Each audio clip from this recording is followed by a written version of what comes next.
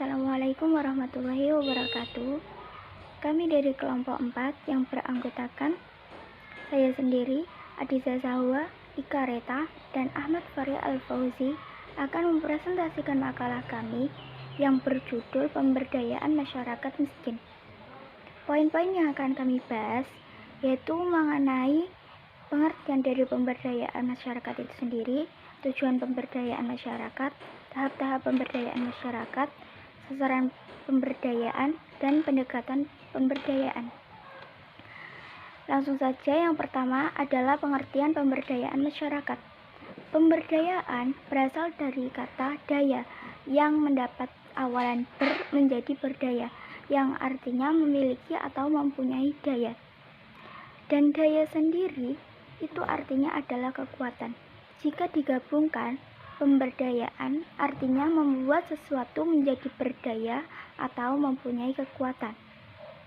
Kata pemberdayaan adalah terjemahan dari kata bahasa Inggris yaitu empowerment.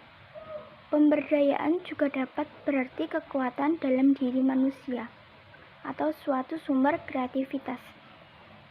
Secara konseptual, pemberdayaan berasal dari kata power yang artinya kekuatan atau keberdayaan itu. Pemberdayaan menunjukkan pada kemampuan orang, khususnya kelompok yang rentan dan lemah, sehingga mereka memiliki kekuatan atau kemampuan dalam memenuhi kebutuhan hidupnya. Berdasarkan definisi pemberdayaan di atas, maka dapat disimpulkan bahwa pemberdayaan masyarakat adalah serangkaian kegiatan untuk memperkuat kekuatan atau keberdayaan kelompok yang rentan dan lemah dalam masyarakat, termasuk individu-individu yang mengalami masalah kemiskinan, sehingga mereka memiliki keberdayaan dalam memenuhi kebutuhan hidupnya, baik secara fisik, ekonomi, maupun sosial. Yang B yaitu tujuan pemberdayaan masyarakat. Menurut Mardikanto, tujuan pemberdayaan masyarakat itu ada 6, yaitu yang pertama, perbaikan kelembagaan. Dengan adanya perbaikan, kemitraan usaha akan lebih berkembang. Lalu yang kedua, perbaikan usaha, perbaikan pendidikan, kegiatan, dan perbaikan kelembagaan akan memperbaiki bisnis yang dilakukan. Lalu yang ketiga, perbaikan pendapatan. Dengan perbaikan bisnis, pendapatan akan semakin meningkat. Lalu yang keempat, perbaikan lingkungan.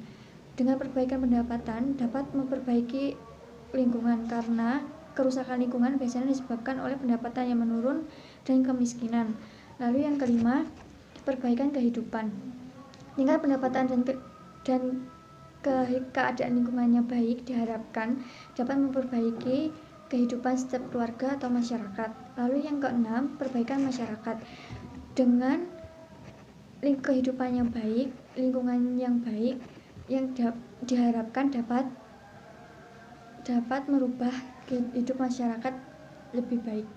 Saya, Adiza Zahwa Salsabilia, NIM 320, akan menjelaskan tentang tahap-tahap pemberdayaan masyarakat menurut Isbandi Rukminto Adi. Menurut Isbandi, tahap-tahap pemberdayaan masyarakat itu dibagi menjadi 7. Yang pertama, tahap persiapan, yaitu tahap penyiapan lapangan dan petugas. Penyiapan lapangan dilakukan untuk studi kelayakan terhadap daerah yang akan dijadikan sasaran pemberdayaan. Yang kedua, tahap pengkajian atau assessment. Tahap ini untuk mengidentifikasi masalah dan SDA apa saja yang ada di masyarakat daerah tersebut. Yang ketiga, tahap perencanaan alternatif program atau kegiatan. Dalam tahap ini, fasilitator mendorong masyarakat untuk berpikir masalah apa yang terjadi dan bagaimana solusinya. Yang keempat, tahap formulasi rencana aksi. Pada tahap ini, fasilitator membantu masyarakat untuk meningkatkan gagasan mereka dalam bentuk tulisan yang akan ditujukan ke pihak penyandang dana. Yang kelima, tahap pelaksanaan atau implementasi program atau kegiatan. Pada tahap ini, masyarakat mengimplementasikan apa yang telah dirumuskan bersama-sama. Yang keenam, tahap evaluasi.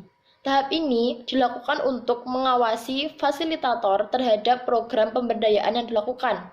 Yang terakhir, tahap 7 yaitu tahap terminasi.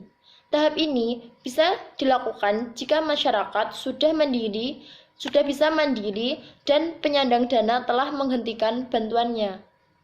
Selanjutnya, saya akan membahas mengenai sasaran pemberdayaan. Pemberdayaan masyarakat adalah kegiatan dari, oleh, untuk, dan bersama masyarakat. Sasaran sebenarnya pemberdayaan ini adalah perorangan, keluarga, dan masyarakat umum. Meskipun demikian, pemberdayaan ditujukan langsung kepada masyarakat sebagai sasaran primer. Pemberdayaan tersebut dilakukan melalui kelompok-kelompok potensial di masyarakat, seperti organisasi berbasis masyarakat atau agama, organisasi wanita atau pemuda, organisasi profesi, lembaga swadaya masyarakat, dan masih banyak lagi. Mereka merupakan pelaku pemberdayaan masyarakat, selain dari unsur masyarakat dan orang yang peduli terhadap kesehatan masyarakat. Pemberdayaan di bidang kesehatan merupakan sasaran utama promosi kesehatan. Promosi kesehatan adalah proses yang membuat individu mampu meningkatkan kontrol terhadap kesehatan dan memperbaiki kesehatan mereka. Promosi kesehatan merupakan bagian dari pemberdayaan masyarakat. Sasaran dari promosi kesehatan ini antara lain, yang pertama itu ada sasaran primer. Sasaran primer ditujukan langsung kepada masyarakat, misalnya kepala keluarga, ibu hamil atau menyusui, dan anak-anak sekolah. Yang kedua, sasaran sekunder. Sasaran sekunder ditujukan kepada pemberi dukungan sosial, misalnya tokoh masyarakat, tokoh adat, dan tokoh agama. Yang terakhir adalah sasaran tersier. Sasaran ini ditujukan kepada para pengambil keputusan atau pembuat kebijakan. Selanjutnya, pendekatan pemberdayaan. Sebelumnya, nama saya Ahmad Fahri Al-Fauzi, NIM 342. Pendekatan utama dalam konsep pemberdayaan adalah bahwa masyarakat tidak dijadikan objek dari berbagai proyek pembangunan, tapi merupakan subjek dari upaya pembangunannya sendiri. Berdasar konsep demikian, maka pemberdayaan masyarakat harus mengikuti pendekatan berikut. 1. Upaya itu harus terarah. Maksudnya terarah itu bagaimana?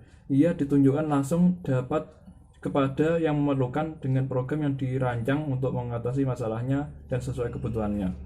Yang kedua, itu harus mengikut sertakan atau bahkan dilaksanakan oleh masyarakat menjadi sasaran. Yang ketiga, menggunakan pendekatan kelompok. Karena secara sendiri-sendiri masyarakat miskin sulit dapat memecahkan masalahnya yang dihadapi. Juga lingkup bantuan menjadi terlalu besar atau luas kalau ditangani secara individu. Sekian dari kelompok kami. Wassalamualaikum warahmatullahi wabarakatuh.